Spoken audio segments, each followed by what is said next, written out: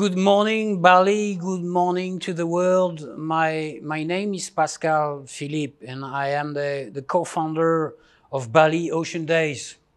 Bali Ocean Days is an organization that cares about marine conservation and ocean protection. A couple of months ago in Bali, we have made a first conference in Jimbaran, and it was a successful event. And we have decided to create a new program that we call the Bali Ocean Days podcast and talk shows. Every month, we would like to highlight organizations that share the same values as us in terms of marine conservation, ecological transition, decarbonization. That's the kind of organization we would like to highlight in those episodes. Today, we are proud to welcome a legend. A legend. a legend in the world of diving, and liveaboard. Because Eddie from Envilla, my friend in front of me, is a very important figure in Indonesia for so many decades. Apa kabar, Pak Eddie? Terima kasih, baik-baik aja lah. Bagaimana kamu? Relax? Lumayan. Kita bisa ganti bahasa, tidak apa-apa ya.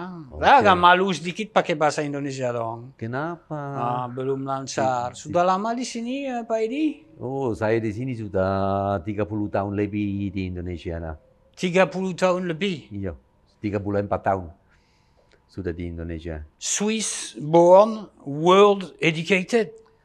Swiss born, saya asal dari Swiss, tapi saya sebelum datang di Indonesia, saya sudah keliling-keliling dunia. Keliling dunia berapa negara? Di mana-mana? Saya keliling dunia lebih dari 80 negara di dunia. 80 negara? Lebih dari 80 negara di dunia. Saya jalan-jalan, saya kerja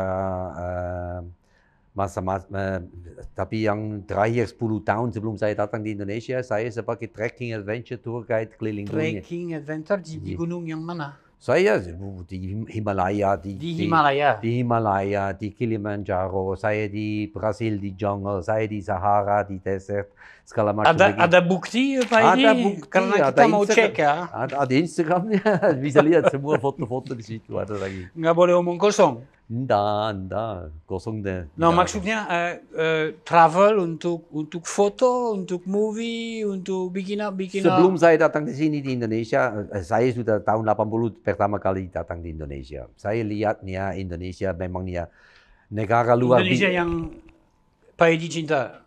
Indonesia saya cinta, tapi juga saya sudah, waktu saya kecil, saya sudah dengar dari Indonesia. Saya dari Swiss, tapi saya sudah tahu Maumere waktu saya umurnya. Maumere.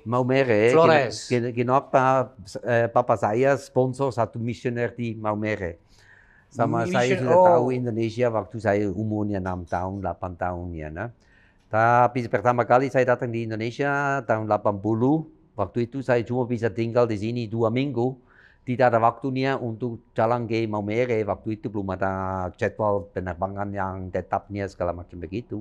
Waktu itu saya juga harus sewa kapal-kapal ikan ya supaya kita bisa berlayar ke pulau-pulau. Tapi saya lihat ini kapal-kapal bukan safe, bukan aman. Saya khawatir sama tamu saya. Setelah itu untuk 8 tahun ke depannya saya 7 kali datang sama tamu ke sini ke Indonesia.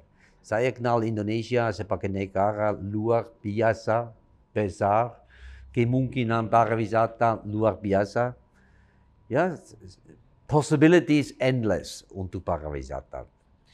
And then Eddie, I've learned that in the beginning of the 90s, if I'm not mistaken, you had an idea to build a pinisi. Ya, setelah 10 tahun pariwisata keliling dunia, saya capek. kerja untuk orang lain, saya mau making bisnis sendiri. Bisnis sendiri. Ya, saya ada idenya, saya mau making kapal pariwisata di sini di Indonesia. Sama saya ada terima investor dari Swiss, mereka kasih saya duit untuk balik ke Indonesia untuk bangun kapal. Waktu itu Edi sudah ada banyak pinisi yang bawain turis ke laut Indonesia. Tidak ada sama sekali. Tidak ada sama sekali. Tidak ada sama sekali. Saya yang making kapal pertama di Indonesia, purpose built untuk pariwisata. Saya bangun di Kalimantan di dalam waktu 1 tahun 2 minggu. Di shipyard di Kalimantan. Bukan shipyard, saya making shipyard sendiri. Saya making sendiri, kenapa? Berantakan di sana. Ya, saya making sendiri. Masalah begini, kalau bangun kapal di Indonesia itu tradisional, mereka bangun di pantai, susah sekali untuk tarik kapal nanti ke laut. Saya making dock sendiri di Kalimantan. Sama saya dengar, ini orang lokal masih pakai itu sampai sekarang. Luar biasa. So after so many years of traveling around the world, Eddie, you decided to make Indonesia your second home, and you decided to start to build your own pinisi. How would you define what is a pinisi sebenarnya?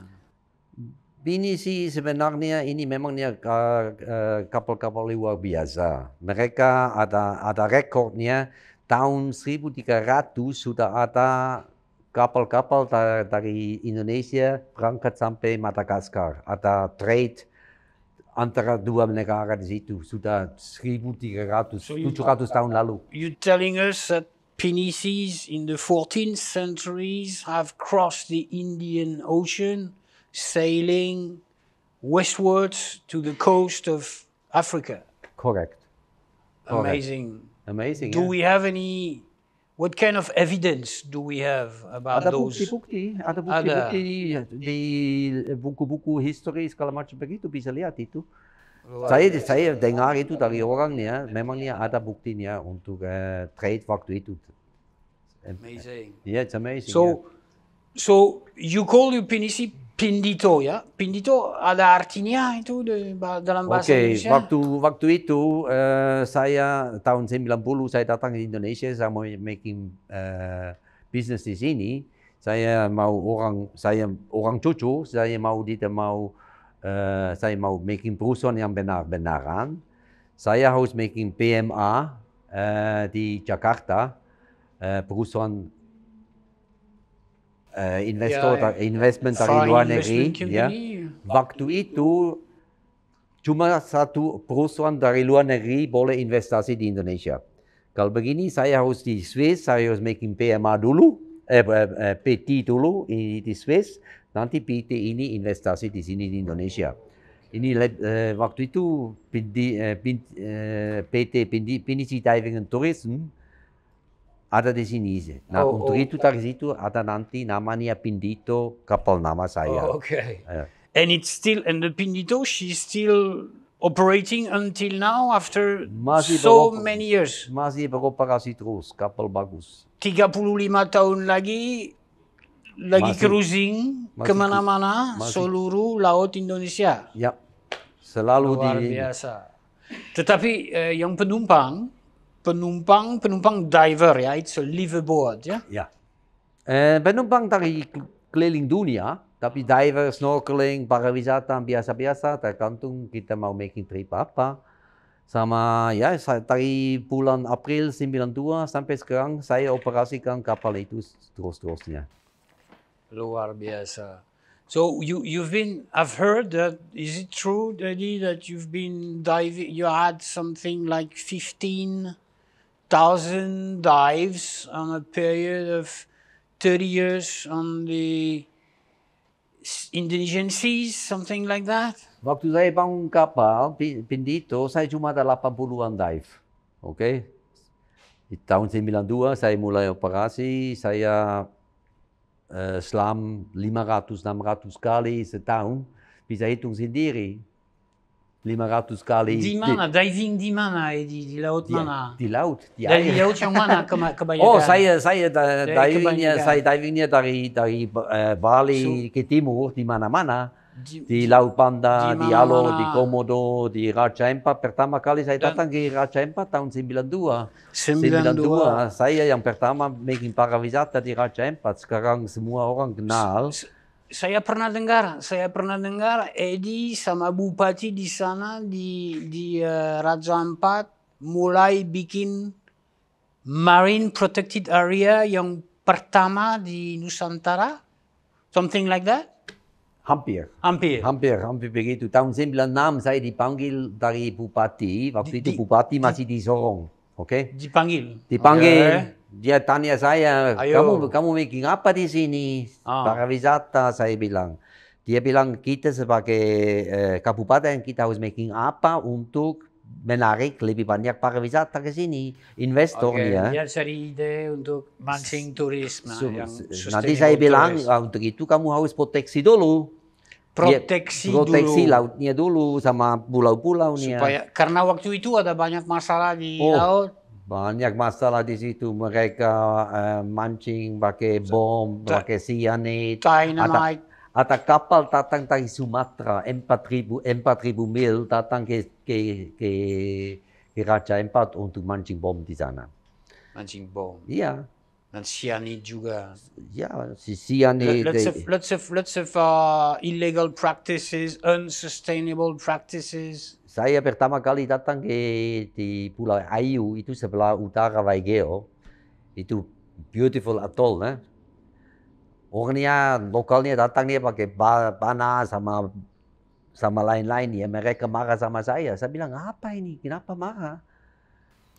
So then, first marine protected areas have been set over there and in many other places in Indonesia.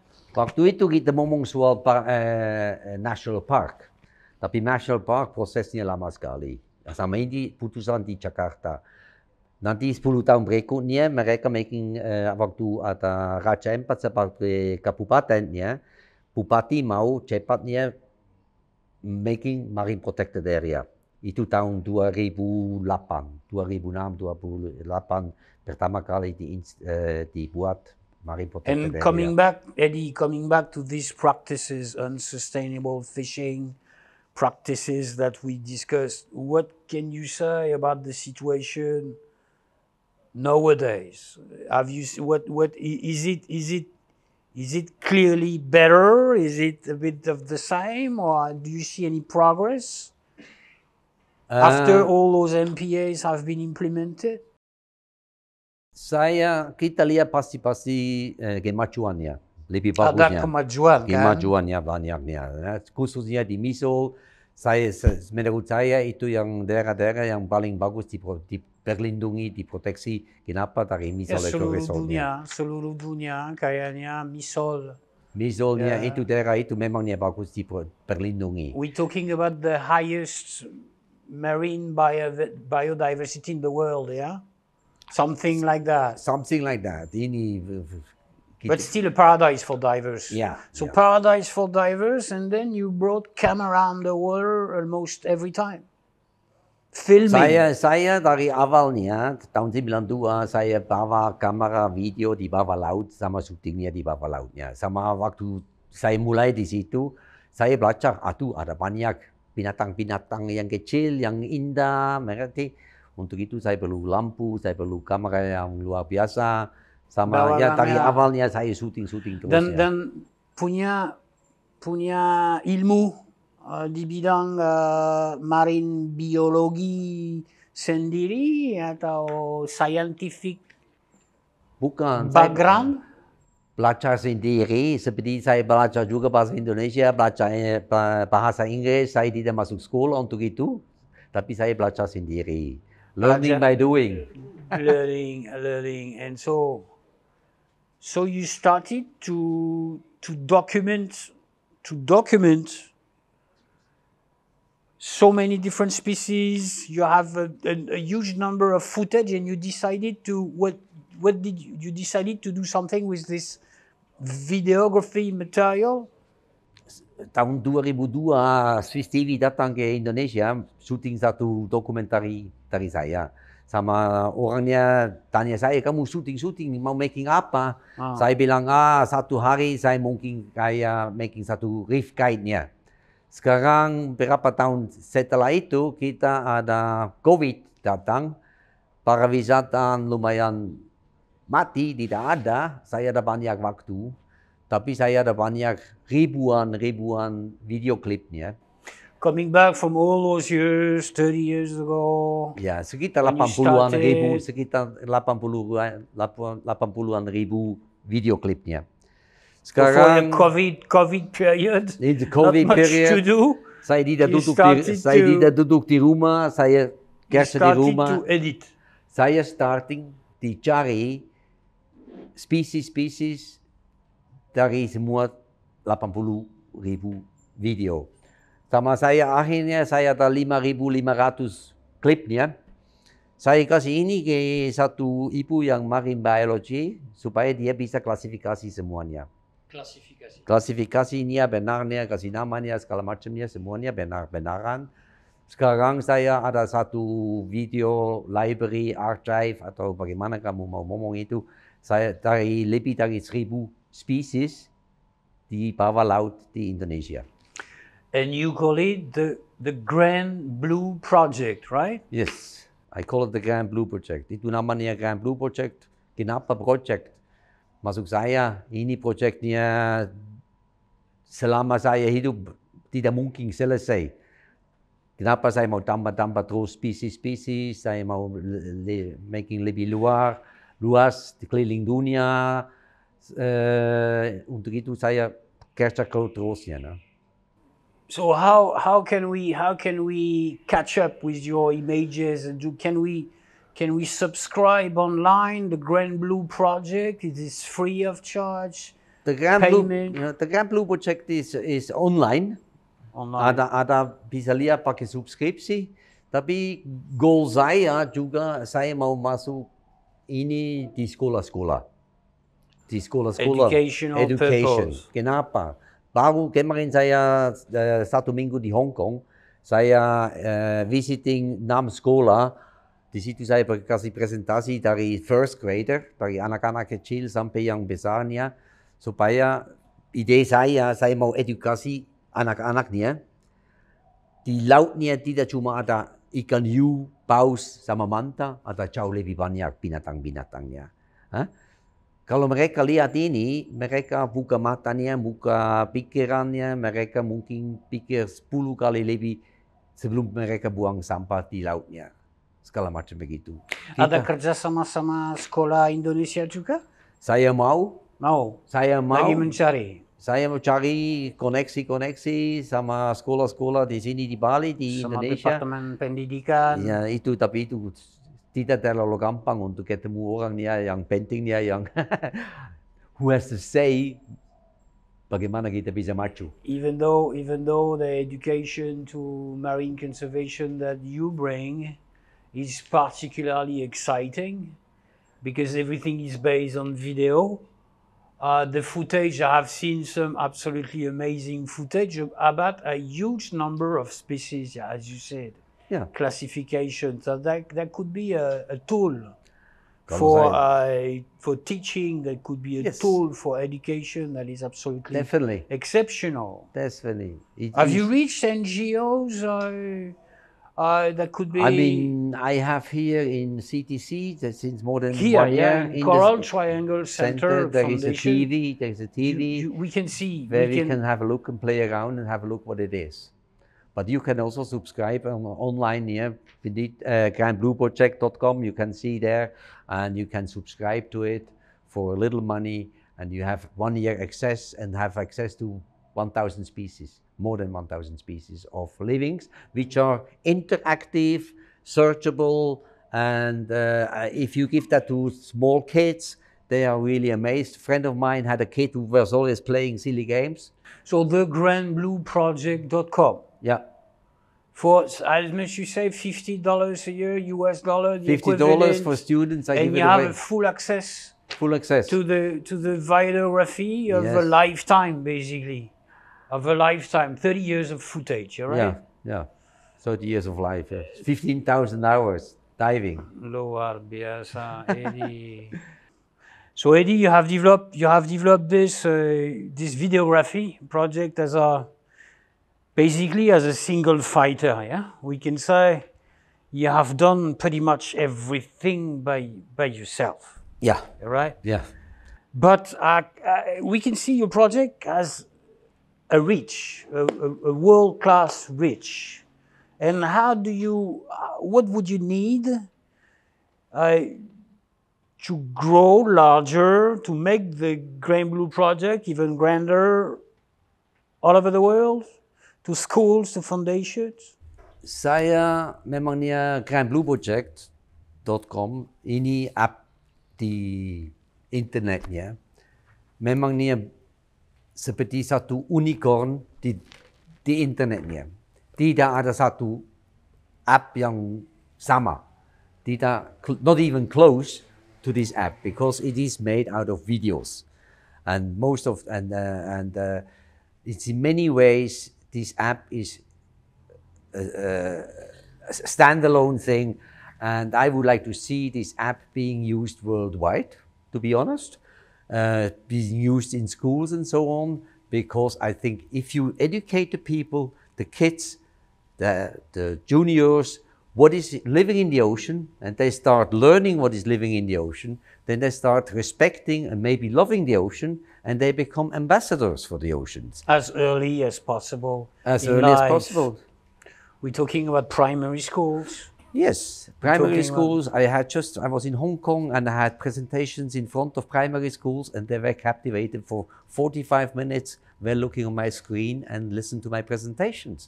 And I think this has to be done worldwide, because if those kids don't know what is in the ocean, they will not respect it and protect it.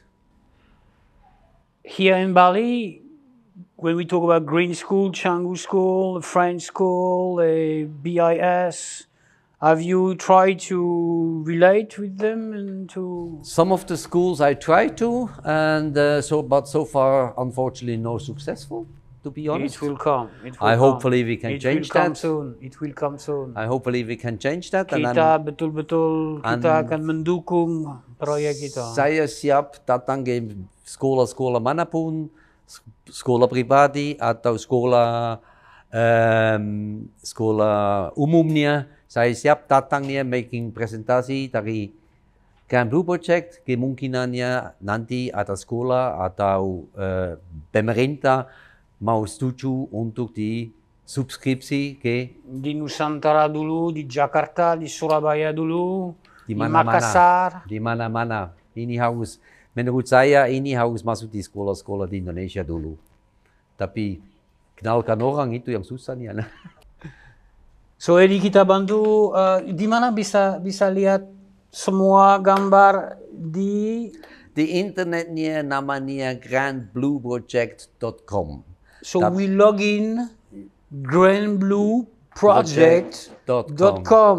Bisa juga datang langsung di sini. CTC, bisa juga lihat di CTC. Di Coral Triangle Center Foundation here in Sanur. Yeah. Because your application is set.